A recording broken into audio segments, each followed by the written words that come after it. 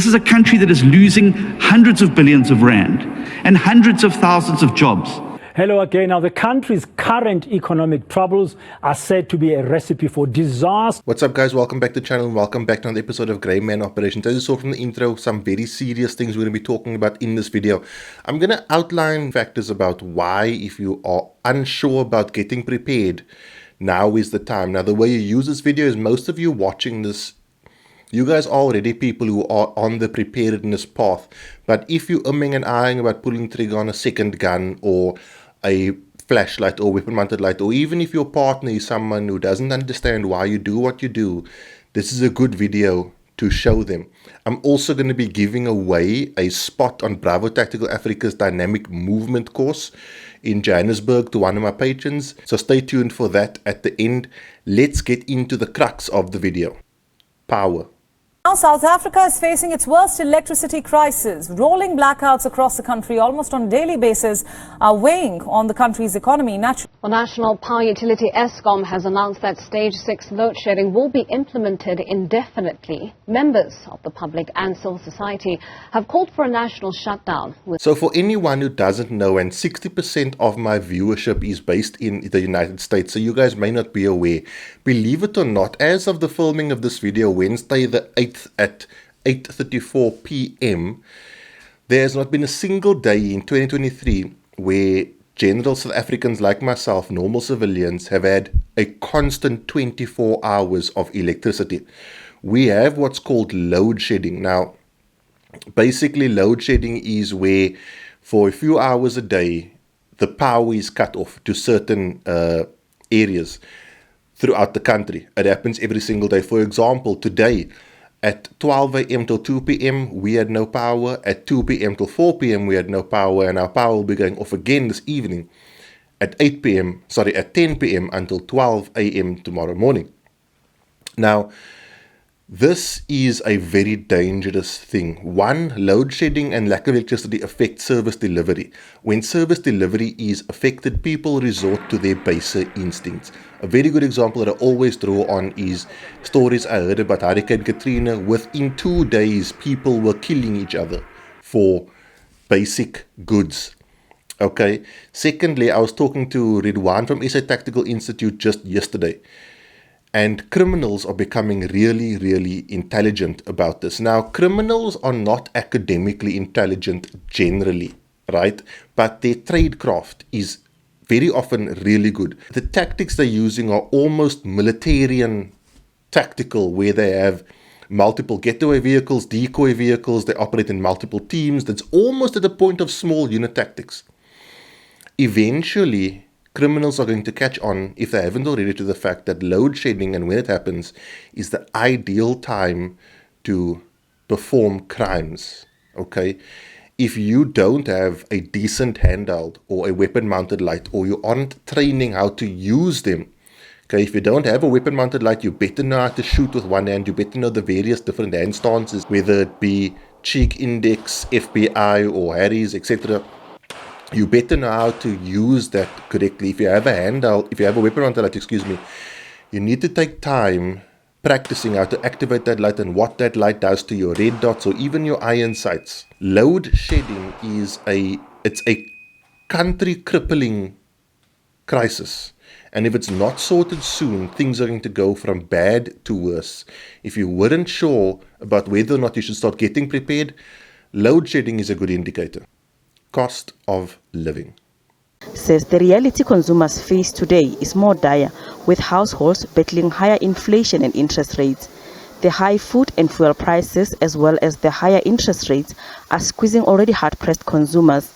Load shedding is also adding to their troubles as it reduces productivity and job creation. Just under 50% of South Africans currently rely on social grants just to survive. Poverty and crime are like twins. They go hand in hand. Where there is one, 99.9% of the time, the other goes along with it. As more people become poor, more people are going to become desperate. And desperate people do desperate things to survive. Very often, people perform horrific acts out of fear of starvation. Now, the use of poverty can also be political. And the reason I say that is, If you are used to walking 10 kilometers a day for your water, and I come along and say, you only have to walk 5, you're going to think I'm the best thing that's ever happened to you, and I probably will be.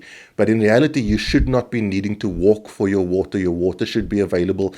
And if you are in a country where there's less poverty, you have more social services, you have more access to social services, and crime generally goes down. And I'm just going to read the headline for you. Public service announcement, regrettable collapse of waste collection services. I personally am not an economist, but I personally don't see poverty being sorted out anytime soon.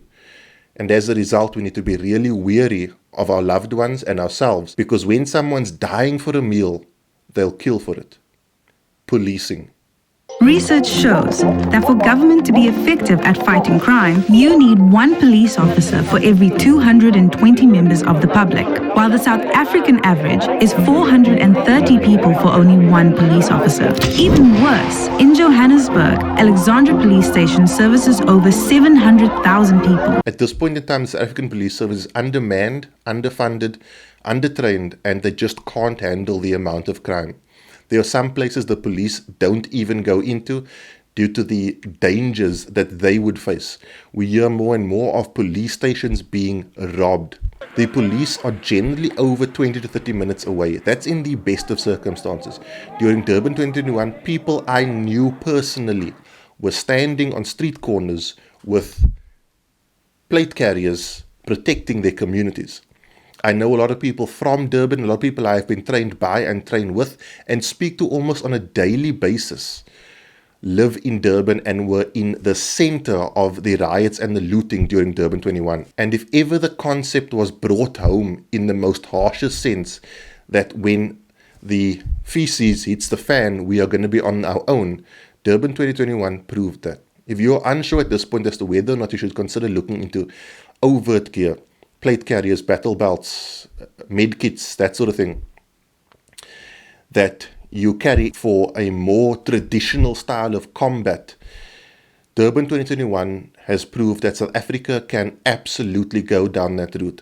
I'm hugely concerned with the up-and-coming election next year because Durban 21, the spark that lit the firestorm was the imprisonment or the threat of imprisonment to former President Jacob Zuma.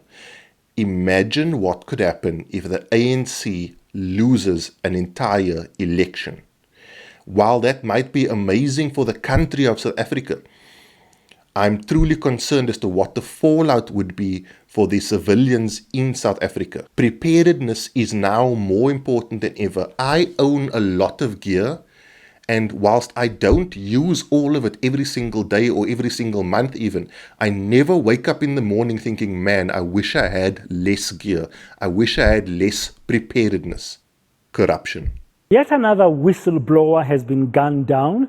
He allegedly blew the lead on a dodgy tender in the department. The latest study conducted by Afrobarometer, released by the Institute for Justice and Reconciliation this week, shows that 53% of South Africans believe that corruption in South Africa has actually gotten worse. There is already a general breakdown in social services, and with our president considering imposing a national state of disaster for our energy disaster, which is a disaster, that would effectively mean that funds are freed up to be used with less controls in place, making corruption rife and thereby perpetuating the problem, which will leave your everyday citizen in an even worse situation. Guys, in my opinion, it is not a matter of convenience to have emergency gear. It is a matter of when you are going to need it.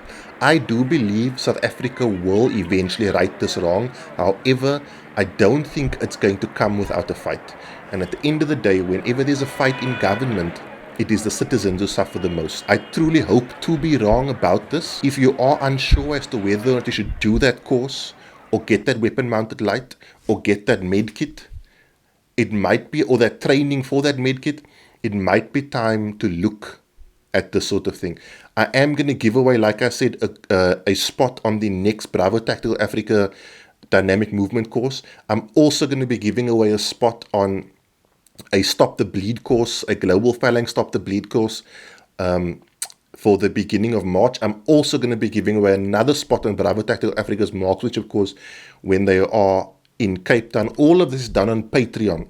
At the end of February, I'm going to give away a fully kitted out trauma kit with Urban Warrior EDC Ready Pouch or Ready Pack. The value of this bought separately is in excess of 6,000 or 7,000 Rand. I'm going to be giving away to one of our patrons. I know you guys ask, why not to everyone? Guys, I can't afford to just give it away to everyone.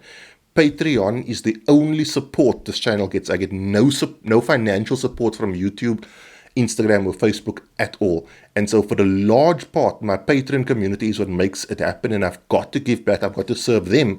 Otherwise, what is to stop them from saying, screw this, I'm not doing it anymore, and the possibility of this channel crumbling? So let's do that giveaway quickly and I'll talk to you some more. Okay, dude, so on the left you will see these are all my patrons in their totality, and these are the patrons who've agreed that they can do the course, are of the right skill level, and are available on 24th, 25th and 26th of Feb at the Guns at Work range in Johannesburg.